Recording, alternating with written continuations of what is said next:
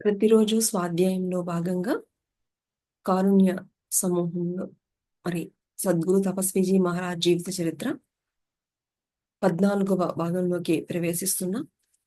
మరి ప్రారంభించుకునే ముందు మరి సద్గురు తపస్వీజీ మహారాజ్ గారికి, గురువులందరికీ, దివ్యాత్మ స్వరూపులకి, విశ్వానికి మన యొక్క ఆత్మ ప్రణామం తెలియజేసుకుంటూ, మరి నిన్నటి రోజున సద్గురు తపస్వీజీ మహారాజ్ మరి అరణ్యంలోకి వెళ్ళి వాళ్ళ అమ్మగారిని కలుసుకోవడం, వాళ్ళ అమ్మగారు ఒకానొక నిమిషంలో పూర్తిగా మరి ఆ యొక్క తల్లి ఒక 2 నిమిషాలు ఆ తల్లి ప్రేమను అనుభవించడం, తర్వాత వాళ్ళ ఇంటికి వెళ్ళి వాళ్ళందరికీ చెప్పి మరి తపస్వి మహారాజు గారికి సేవ చేయడం.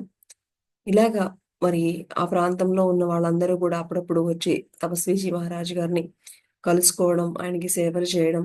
మరి అందులో భాగంగా మరి ఆ తల్లి యొక్క కొడుకు ఒకరోజు మరి అనారోగ్యానికి పాలైతే తపస్వీజీ మహారాజే డైరెక్ట్ గా వెళ్ళి ఒకానొక ఔషధం ఇవ్వగానే వెంటనే లేచి కూర్చోవడం, ఇలాగా చక్కగా జరుగుతూ ఉంది. ఈరోజు దాని తర్వాత భాగంలోకి ప్రవేశిద్దాం మై డియర్ ఫ్రెండ్స్. భక్తుల సపర్యలు, ముఖ్యంగా అమ్మ చేస్తున్న వాత్సల్యపూరిత సేవలను అందుకుంటూ భగవంతుని ధ్యానం చేసుకుంటూ కాలం గడుపుతున్నారు తపస్వి. అమ్మ, ఆమె కుటుంబ సభ్యుల సేవ ఫలితంగా ఆయన ఎడమ చెయ్యి స్వాధీనంలోకి వచ్చింది. మరి అప్పటి వరకు ఆ కడే తపస్సు వల్ల 24 సంవత్సరాలు ఎడమ చెయ్యి పైకి ఉంచడం వల్ల మరి పూర్తిగా ఆ యొక్క రక్త ప్రసరణ ఆగిపోయి మరి ఆ ఏమాత్రము పని చేయకుండా ఉన్నటువంటి ఆ చెయ్యిని మరి అమ్మ వాళ్ళ కుటుంబ సభ్యులు చేసినటువంటి ఆ యొక్క ప్రతిరోజు ఆ చేతికి చక్కగా మర్దన చేయడం, ఆ విధంగా చేయడం ద్వారా మరి ఆ ఎడమ చెయ్యి మరలా తిరిగి స్వాధీనంలోకి వచ్చేసింది. భక్తులు కాషాయ వస్త్రాన్ని తెచ్చి ఆయనకి ఇచ్చారు. దానితో శరీరాన్ని పూర్తిగా కప్పుకున్నాడు. ఇంతవరకు ఆయన కేవలం కౌపీనంతోనే ఉండేవారు. అనేక మంది పురుషులు, స్త్రీలు ఆయన దర్శనానికి వచ్చిపోతూ ఉండేవారు. ఆడవాళ్ళు ముందు నగ్నంగా ఉండడం సభ్యత కాదని భక్తులు ఇచ్చినటువంటి కాషాయ అంబరంతో ఒళ్ళంతా కప్పుకున్నారు. సో ఈయన అంతకుముందు అంటే ఒక చోట ఉండేవారు కాదు, అన్ని ఊర్లు కూడా వెళ్తూ ఉండేవారు. మరి ఇప్పుడు ఒక చోట ఆయన స్థిరపడ్డారు. సో అనేక మంది భక్తులు ఆయన దగ్గరికి వస్తూ వెళ్తూ ఉన్నారు. మరి ఎంతో మంది ఆడవాళ్ళు అందరూ వస్తూ ఉన్నారు. సో ఇలాగా నగ్నంగా ఉండడం సరికాదు అని భక్తులు ఇచ్చినటువంటి సలహా మేరకు ఆయన కాషాయ వస్త్రంతో ఆయన పూర్తిగా కప్పుకున్నారట. వేళ తప్పకుండా ప్రతిరోజు భక్తుల్లో ఎవరో ఒకరు వచ్చి ఆయనకు పాలు, రొట్టెలు నివేదించేవారు. అలా రోజు పౌష్టికాహారం లభించడం వల్ల చాలా చక్కగా బలం పుంజుకున్నారు. అప్పటికే ఆయన వయస్సు 125 సంవత్సరాలైనా కూడా మంచి బలంగా తయారయ్యారు. ఆయన ఆశ్రమంలోని ముందు గదిలో కూర్చుని వెనుక గదిలో పడుకునేవారు. అప్పుడప్పుడు అడవిలోకి వెళ్తూ ఉండేవారు. ఆయన ఆశ్రమానికి కొంత దూరంలో ఎత్తుగా పెరిగిన దట్టంగా కొమ్మలు, ఆకులు పెనవేసుకున్న 5 కదంబ వృక్షాలు వరుసగా ఉన్నాయి. ఆ కదంబ వృక్ష సముదాయం ప్రకృతి ప్రసాదించిన పచ్చని పందిరిలా ఉంది. ఆ సుందర ప్రదేశంలో ప్రకృతిని తిలకిస్తూ ఏకాంతంగా ప్రశాంతంగా కూర్చోవడం అంటే తపస్వికి చాలా సరదా. భక్తులు కూడా అక్కడికి వచ్చి ఆయన దర్శించుకునేవారు. ఇలా కోట్బాను అరణ్యంలో 3 సంవత్సరాలు గడిచాయి. సో ఈ విధంగా కోట్బాను అరణ్యంలో 1 కాదు, 2 కాదు, 3 సంవత్సరాలు చక్కగా భక్తులు ఆయనకి అందరూ చక్కగా సేవలు చేయడం, అలాగే మరి ఆయనకి ఏ లోటు లేకుండా ఆ చక్కటి వాతావరణంలో, ముఖ్యంగా 5 కదంబ వృక్షాలు ఒక చోట చాలా అందంగా ఉండేనమాట. అక్కడికి వెళ్ళి కూర్చోవడం అంటే తపస్వి మహారాజుకి కూడా చాలా ఇష్టం. అక్కడికి వెళ్ళి కూర్చుంటూ ఇలాగా 3 సంవత్సరాలు గడిచిపోయాయి. ఒకరోజు కొందరు సాధువులు తపస్వీజీ దర్శనానికి వచ్చారు. మాటల మధ్యలో వారు, మహాత్మా, ఢిల్లీ నగర సమీపంలో ఒక పవిత్ర స్థలం ఉంది.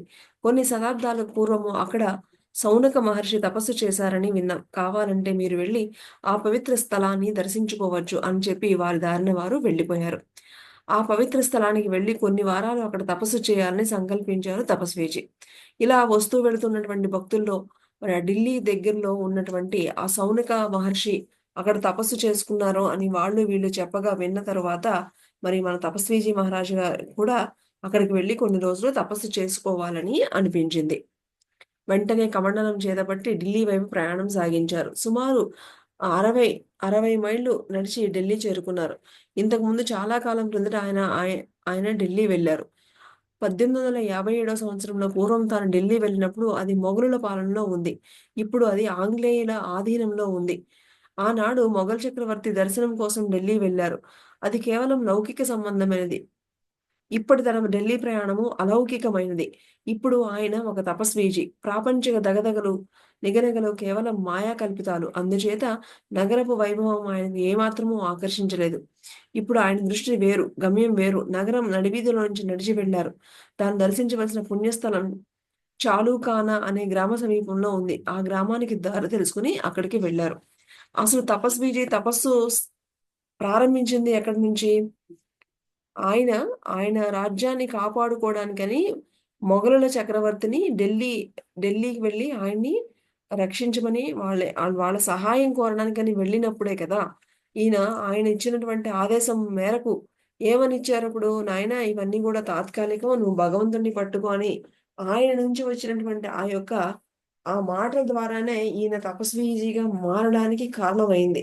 సో, ఆ విధంగా ఫస్టు ఆయన ఢిల్లీకి వెళ్ళడం. కానీ తరువాత ఇప్పుడు ఆయన ఈయన పూర్తి యొక్క ఉద్దేశ్యం వేరు.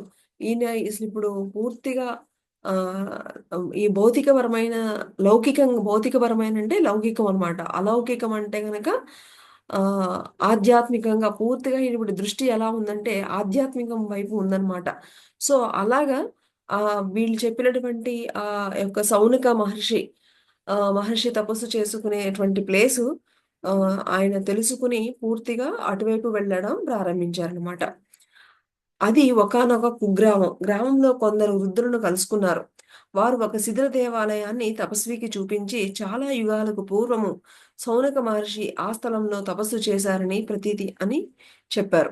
సో, అక్కడికి వెళ్ళిన వెంటనే ఎక్కడైతే మహర్షి ఎక్కడైతే తపస్సు చేసుకున్నారో అక్కడ మరి ఈయనకి ప్లేస్ చూపించి ఇక్కడే చేయించుకున్నారని అక్కడ గ్రామ ప్రజలు ఈయనకి చెప్పడం జరిగింది.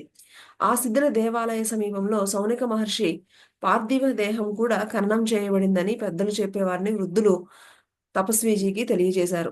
సౌనక ముని కృతయుగాలంకార భూతుడైన మరి మాంధాత మహీమతి కాలం వాడని కూడా గ్రామంలో పెద్దలు తపస్వీజీకి చెప్పారు. సరాసరి అక్కడికి వెళ్ళాడు. పాడుపడిన దేవాలయాన్ని పరీక్షించాడు. ఆ శిథిలమైన ఆలయంలో ఒక మూలన కూర్చున్నారు. కమండలం ముందుంచుకున్నారు. కనీసం 6, 7 వారాలు అక్కడ తపస్సు చేయాలని నిర్ణయించుకున్నారు. సో, ఆయన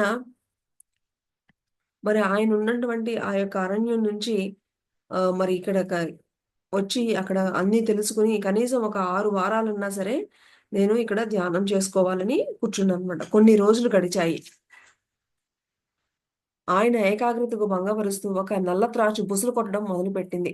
దాని పొడవు అడుగున్నరకు మించి లేదు. కానీ అది బుసలు కొడుతూ ఉంటే దాని నోటి నుంచి వచ్చే అగ్ని జ్వాలలు వస్తున్నాయి.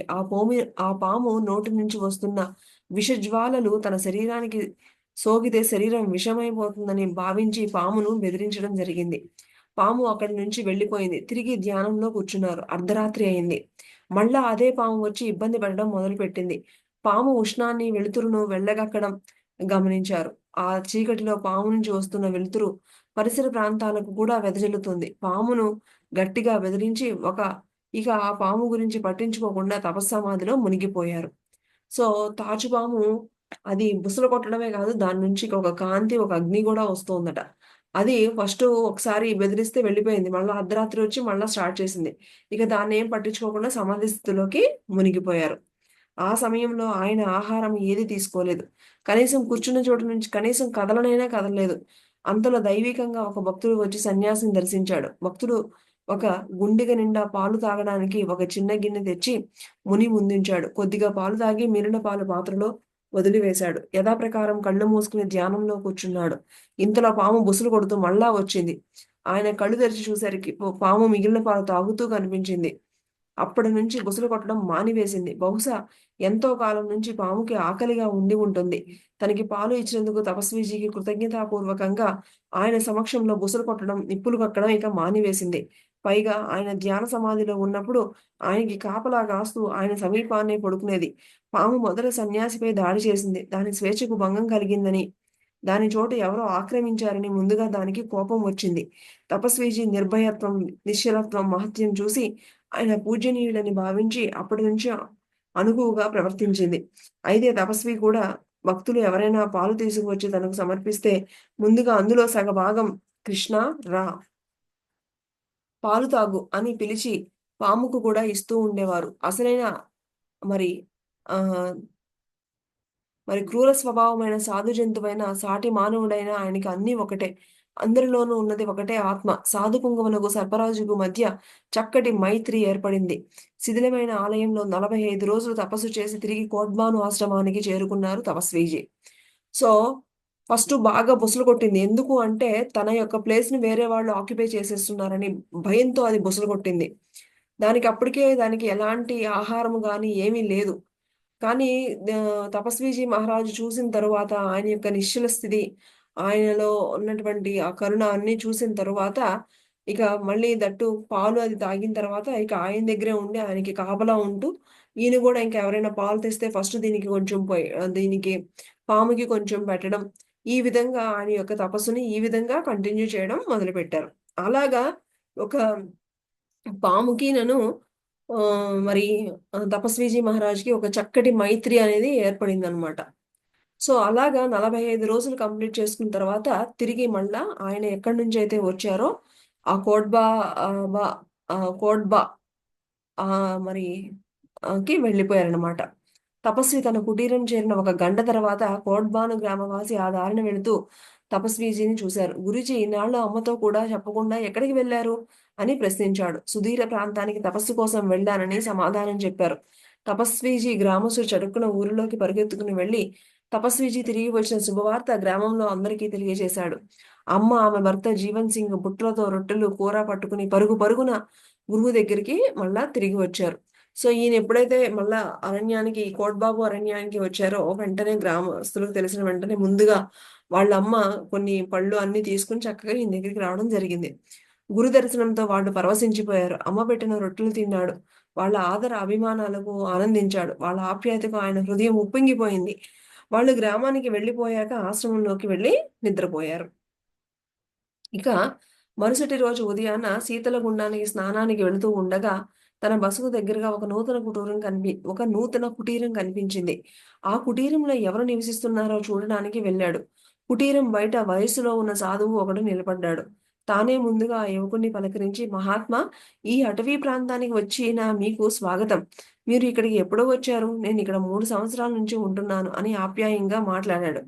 సో, ఎప్పుడైతే ఈయన అక్కడ మరి ఆహ్, సౌనక మహర్షి ఢిల్లీ ప్రాంతం దగ్గరలో ఉన్నటువంటి ఒక 45 రోజులు దేవాలయంలో జస్ మరి చక్కగా సాధన చేసుకొని తిరిగి మళ్ళా కోట్‌బా అను మరి ఆహ్, అరణ్యానికి వచ్చినప్పుడు మరి ఆ ఊరి ప్రజలందరూ గూడా ఎంతో సంతోషించారు. అలాగే వాళ్ళ అమ్మ, వాళ్ళ కుటుంబ సభ్యులు అన్నీ గూడా ఈయన్ని తినడానికి చక్కగా తీసుకొచ్చారు. ఆ రోజు చక్కగా పడుకొని ఉదయం లేసి స్నానానికి వెళ్తూ ఉండగా కొత్తగా ఆయనకి దగ్గరలో ఒక కుటీరం కనిపించింది. ఆ కుటీరంలో ఒక యువకుడు ఉన్నాడు. ఆ యువకుడిని ఈయనే పలకరించి నేనిక్కడ 3 సంవత్సరాల నుంచి ఉంటున్నాను. మీకు ఇక్కడికి రావడానికి మీకు స్వాగతం అని పలకరించి మీరు ఎప్పుడొచ్చారు అని ఆప్యాయంగా పలకరించారు. యువకుడు మర్యాదగా ప్రవర్తించలేదు. నిర్లక్ష్యంగా సరేలే అని చెప్పి చటుక్కున తన కుటీరంలోకి వెళ్ళిపోయాడు. యువకుడి కళ్ళు గర్వంతో పొగరెక్కాయి. వృద్ధుడు యోగి పుంగవుడైన తపస్వీజీ పట్ల అసభ్యంగా ప్రవర్తించాడు. యువకుని పొగరుబోతుతనాన్ని ఏమాత్రం పట్టించుకోలేదు. సంయమనం కలిగిన వృద్ధ సన్యాసి మధ్యాహ్నం కాగానే అమ్మ మామూలుగా పూరీలు, కూర తీసుకువచ్చింది. వాటిలో కొన్ని యువకునికి పంపాడు తపస్వి. ఇలా కొన్ని రోజులు గడిచాయి. కానీ కోట్బాను ప్రజలు యువకుని ఉనికిని గుర్తించలేదు. అతని గురించి పట్టించుకోలేదు. వృద్ధ తపస్వీజీకి కోట్బాను ప్రజలు భక్తి శ్రద్ధలతో సేవలు చేయడం, తన ఉనికిని గుర్తించకపోవడం చూసి యువనికి చాలా అసూయ కలిగింది. సో, ఎవ్వరు గూడా ఈ యువకుడిని ఎవరు పట్టించుకోవట్లేదు. తపస్విజీనే ఆయనకొచ్చినటువంటి పలహారాన్ని కొంత ఆ యువకునికి, ఆ యువ సాధువునికి పంపించడం, ఎవ్వరు గూడా ఈయన్నెవరు పట్టించుకోవట్లేదనేటప్పటికి ఆ యువ సాధువునికి కోపం వచ్చిందనమాట. ఇక వారిక ద్వేషించడం మొదలుపెట్టాడు. ఒకరోజు మధ్యాహ్నము అమ్మ కొందరు భక్తులు తపస్వీజీకి భోజనం పెట్టి తిరిగి కోడ్బాను వెళ్ళిపోతూ ఉండగా వారిపై యువకుడు మండిపడుతూ, ఓ మూర్ఖులారా, మీరందరూ ఆ ముసలివాడిని ఆదర్శిస్తున్నారు, ఆరాధిస్తున్నారు. నన్ను అలక్ష్యం చేస్తున్నారు. నా గురించి మీరెవరూ పట్టించుకోవడం లేదు. జాగ్రత్త, నేను మిమ్మల్ని సర్వనాశనం చేయగలను. మీ పొలాలపై దండిగా వడగళ్ల కూడా కురిపించగలను. దానితో మీ పంటలన్నీ కూడా నాశనం అయిపోతాయి అని వాళ్ళపై కళ్ళు ఎర్ర చేసి 2 ఇనుప శూలాలు గట్టిగా పాతి చేతబడి చేసే ఈ రాత్రే పెద్ద వడగళ్ళ వాన పడి మీ పంటలన్నీ ధ్వంసమైపోతాయి పొండి అని గర్జించాడు. ఇలా ఎవ్వరు కూడా ఆ యువ సాధువుని ఏమాత్రం పట్టించుకోకపోయేసరికి ఆ యువ సాధువుకి కోపం వచ్చిందనమాట. కోపం వచ్చి మరి వాళ్ళందరినీ కూడా బెదిరించాడు. మీరెవ్వరు నన్ను పట్టించుకోవట్లేదు. సో, మీ పొలాల మీద నేను వడగళ్ళ వాన సృష్టిస్తున్నాను అని చెప్పేసి వాళ్ళందరి మీద కోపపడడం జరిగిందనమాట. యువకుని తలబిరుసు మాటలు విన్నాడు తపస్వీజీ. బయటకు వచ్చి పొగరుబోతు యువకుని కుటీరం దగ్గరికి వెళ్ళాడు. తన భక్తులు భయంతో వణికిపోతూ కలవరపడుతూ నిలబడ్డారు. పొగరుబోతు సాధువుని దండించి తనను ఆశ్రయించిన వారికి రక్షించాలి అనుకున్నాడు తపస్వీజీ. యువకునితో, మహాత్మా, ఏమిటి విశేషం? ఎందుకు అంత కోపంగా ఉన్నారు అని అడిగాడు. యువకుడు పొగరుబోతే కాదు, నోటి దురుసు కూడా ఉన్నవాడు. తపస్వీజీ పై కళ్ళెర్ర చేసి, ముసలి సన్యాసి, నీకు ఏమైనా శక్తి ఉంటే నీ అనుచరులను రక్షించుకో. నేను చేతబడి చేసి ఈ శూలాల భూమిలో పాతాను. ఈ రాత్రి వడగళ్లతో కూడిన జడివాన పడి నీ భక్తుల పంట పొలాలన్నీ సమూలంగా నాశనమవుతాయి. చూసుకో నా శక్తి. నేను మంత్రించి భూమిలో పాటిన శూలాలు అంత సులువుగా ఊడవు అని చెప్పాడనమాట. నువ్వు ఓ ముసలి సన్యాసి, చూడండి, ఇంతటి తపస్వీజీని ఏమన్నాడు? ముసలి సన్యాసి అట. నేను చేతబడి చేశాను, వాళ్ళని ఎవరు రక్షిస్తారు, రక్షించుకోండి అని చెప్పాడు. నీకేమైనా శక్తి ఉంటే వాటిని ఊడబెరికి నీ భక్తుల్ని కాపాడుకో. ఎవరు ఎక్కువ శక్తిమంతులో తేలిపోతుంది అని తొడగొట్టాడు యువకుడు. తపస్వీజీ నవ్వుతూ, మీరు చేస్తున్న పని ఏమీ బాగోలేదు. మీరు శిక్షార్హులు సుమా. నేను ముందుగానే మిమ్మల్ని హెచ్చరిస్తున్నాను. అమాయక ప్రజలను హింసించకండి. వారు మీకు ఏ అపకారం చేయలేదే అని నెమ్మదంగా ఎందుకు మీరు అలాగా ఎందుకు ఆ అమాయక ప్రజల మీద పడుతున్నారు? నేను ముందుగానే మీరు శిక్షార్హులు. నేను ముందుగానే చెప్తున్నాను, హెచ్చరిస్తున్నాను అని తపస్వీజీ చెప్పారు. యువకుడు రెచ్చిపోయి ఇంకా మూర్ఖంగా ప్రవర్తించాడు. ముఖం చిట్లించుకుంటూ, ఇదిగో చూడు, నా పేరు బన్సీవాలా.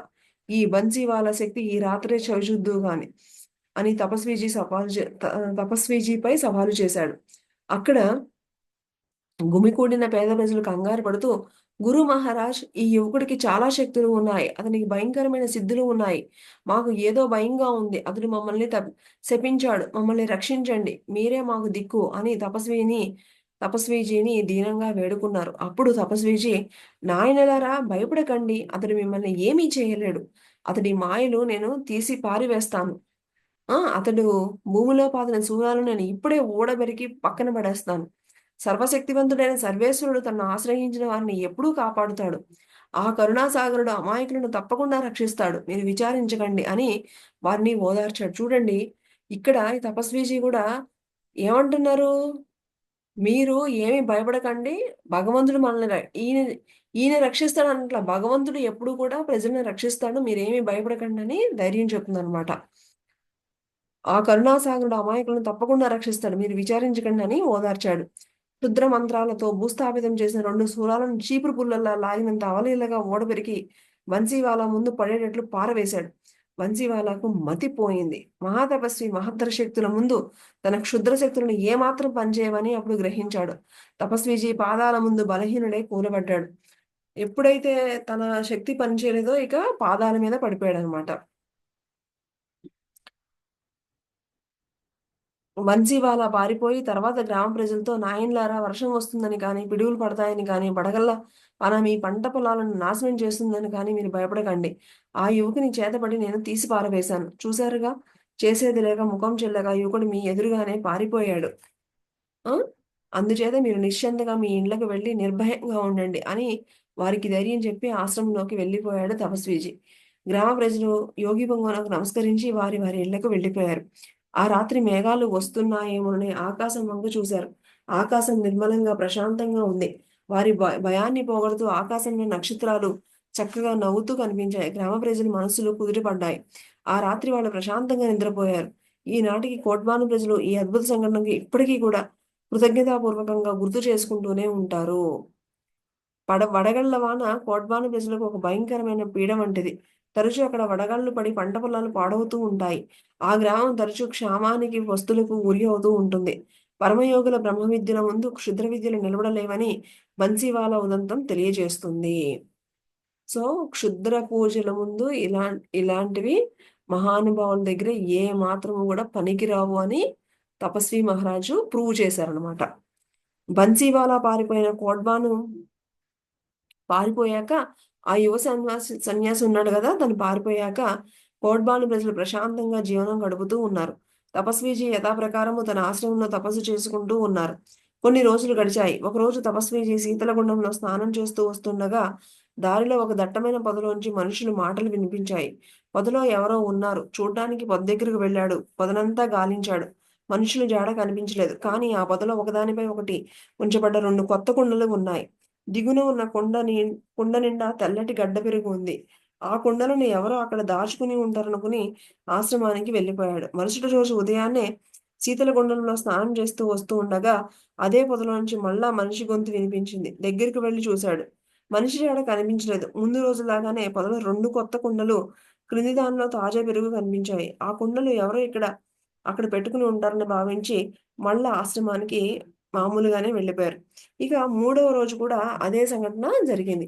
ఈయన స్నానానికి వెళ్తూ ఉంటే మధ్యలో ఒక చోట ఎవరో మాటలు వినిపించి చూస్తే మరి అక్కడ మనుషులు లేరు కానీ క్రింద దానిలో చక్కటి పెరుగు ఉన్నటువంటి కుండ అయితే ఒకటి ఈయనకి కనిపించిందనమాట.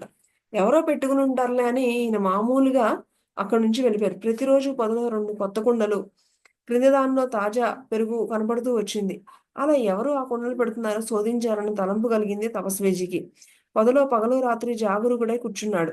అయితే అక్కడికి ఎవరూ వచ్చిన జాడే కనిపించలేదు. తెల్లవారుగానే స్నానానికి లేవబోతూ ఉండగా ఇంతకు ముందులాగానే మరలా 2 కొత్త కుండలు, క్రింద కుండలో తాజా పెరుగు ఆయన వెనుక ఉన్నాయి. అప్పుడు ఆయనకి అర్థమైంది. కృష్ణ పరమాత్మ తనతో ఇలాగా ఆటలాడుతున్నారేమోనని అప్పుడు అనిపించిందనమాట. అసలు ఎవరు పెడుతున్నారు? రోజు నాకిలా కనిపిస్తున్నాయి అని అక్కడే కూర్చుంటే ఆయనకి ఎవరూ లేరు. కానీ ఆ వెనకాల మళ్ళా ఇంకో 2 కొండలు కనిపించాయన్నమాట. ఇదంతా కూడా కృష్ణ భగవంతులు నాతో ఆటలాడుతున్నారేమో అనుకుని అప్పుడు అర్థమైందనమాట. కృష్ణ పరమాత్మ తనతో ఇలా ఆటలాడుకుంటున్నాడని శీతల గుండంలో స్నానం చేసి భగవత్ప్రసాదంగా ఆ పెరుగును పూజించాడు. పరమాత్మ తనపై ప్రసరిస్తున్న కరుణకు కృతజ్ఞతాపూర్వకంగా పరమాత్మను ధ్యానిస్తూ మధ్యాహ్నం వరకు పొద దగ్గర కూర్చున్నాడు. ఆ దివ్యమైన పెరుగు తిన్నాక ఆకలి పూర్తిగా తీరిపోయింది. కడుపు నిండుగా ఉంది. తిరిగి ఆశ్రమానికి చేరుకున్నారు. ఇంతలో అమ్మ, ఇతర భక్తులు మధ్యాహ్న భోజనం తీసుకుని ఆశ్రమానికి వచ్చారు. కృష్ణ పరమాత్మ దయతో పెట్టిన పెరుగు తిన్నారని, అందుచేత తనకు ఆకలిగా లేదని అమ్మతో చెప్పాడు. తాను పెరుగు కుండలను కనుగొన్న విధానము అందరికీ తెలియపరిచాడు. అందరూ ఆశ్చర్యపోయారు. ఆ పెరుగు తీసుకువచ్చి అందరికీ కొద్ది కొద్దిగా పరమాత్మ ప్రసాదంగా పంచిపెట్టారు. పరమాత్మ ప్రసాదం చెవి చూసిన ధన్యజీవులు కోట్బాన గ్రామవాసులు. సో, ఇలాగా కృష్ణ పరమాత్మను అందించింది గురించి అందరికీ చెప్పి, అలాగే ఆ పెరుగుని ఈయనే కాదు చూడండి మహానుభావులు అందరికీ గూడా అది ఒక చక్కటి ప్రసాదంగా అందరికీ గూడా అందించారన్నమాట. ఇక కృష్ణ పరమాత్మ ఎక్కడా కనిపించలేదు. ఆ! పరమాత్మ ఎందుకు అలా రహస్యంగా పెరుగునిచ్చాడని అమ్మ అడిగింది. అమ్మ భగవంతుడికి తన భక్తులపై ఎనలేని దయ. ఒక్కొక్కసారి తన భక్తులతో ఇలాగ ఆటలాడుకుంటూ ఉంటాడు పరమాత్ముడు. ఈరోజు నా అదృష్టం పండింది. నాతో ఆటలాడాడు. నన్ను ఆడించాలని నా వెనుకే పెరుగు కుండలు ఉంచి నన్ను కాస్త కలవరపరిచాడు. ఆ సర్వాంతర్యామి ఎక్కడికెళ్ళినా వెళ్ళగలడు. ఏమైనా చేయగలడు. ఆయన చేష్టలు మనకు అర్థం కావు. నా వెనుకే పెరుగు కుండను ఉంచాడు. కానీ ఆయనకి నేను చూడలేకపోయాను. భగవంతుడు చూడబడేవాడు కాదు కదా! ఆయన అన్నింటినీ చూసేవాడు. ఆయన చర్యలను తెలుసుకునే తెలివిని కూడా ఆయనే మనకు ప్రసాదించాలి అని చెప్పారు తపస్విచి. మరి ఎందుకిలా ఆడుకుంటున్నాడు అంటే మరి ఆయన ఆయన చేష్టలు మనకు అర్థం కావు. నేను అక్కడే ఆయన కుండలు పెడుతుండగా నేనే ఆయన చూడలేకపోయాను. ఆయన చూడాలన్నా కూడా ఆయన దగ్గర నుంచి మనకు ఆ యొక్క పర్మిషన్ రావాలి అని తపస్విజీ చెప్పారన్నమాట.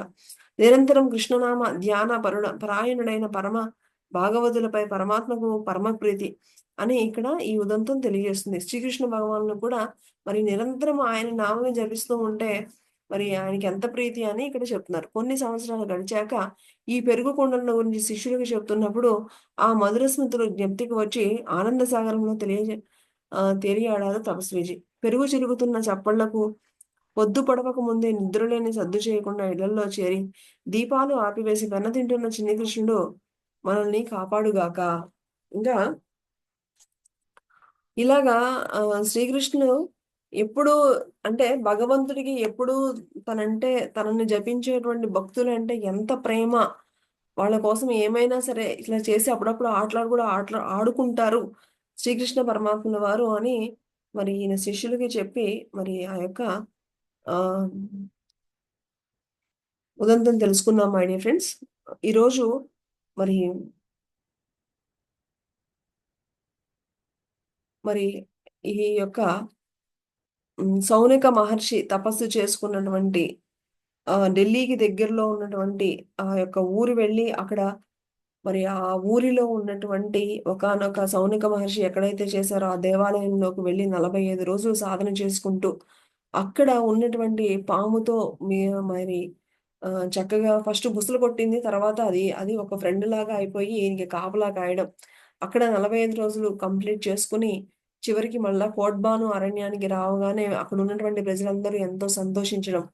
అక్కడ ఒక యువ సన్యాసి తనకే గొప్ప విద్యలు తెలుసు అన్న ఒక అహంకారంతో నన్నెవరూ పట్టించుకోవట్లేదు. అందరూ మీరు ఆ ముసలి సన్యాసిని పట్టించుకుంటున్నారు అని మరి వీళ్ళ మీద క్షుద్ర పూజలు చేయబోతే అటువన్నింటినీ గూడా మరి పూర్తిగా ఆపివేసి ఆ గ్రామ ప్రజలను ఆ క్షుద్ర పూజల నుంచి కాపాడడం అనేది జరిగింది. అంతేకాకుండా ఎప్పుడూ భగవన్నామస్మరణ చేసేటువంటి కృష్ణ పరమాత్మల యొక్క ఆటలు భగవంతుడు కూడా ఇలాగా తపస్వీజీలతో అంటే ఇలాగా మరి భక్తులతో ఈ విధంగా ఆటలు ఆడుకుంటారు. అది కూడా ఎంతో అద్భుతము. ఆయన కోసం పెరుగు తీసుకొచ్చి మరి ఆ పెరుగు ఈయన తినటమే కాదు అక్కడ ఉన్నటువంటి ప్రజలందరికీ కూడా కొంచెం కొంచెం పెట్టి ఆ ఆ పెరుగు తిన్న వాళ్ళందరూ కూడా ధన్యజీవులు అని మరి భగవంతుడు ఈ విధంగా కూడా తన యొక్క భక్తులపై కరుణా కటాక్షాలు చూపిస్తారు అన్న విషయం మనం ఈరోజు తెలుసుకున్నాం మై డియర్ ఫ్రెండ్స్.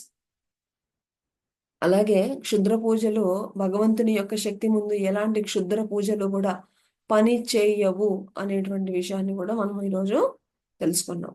మరి ఈరోజు మనకి ఇంత జ్ఞానాన్ని అందించినటువంటి గురువులకు, దివ్యులకు, విశ్వానికి కృతజ్ఞతలు తెలుపుకుంటూ రేపటి రోజున మనము తిరిగి కలుసుకుందాం. Thank you.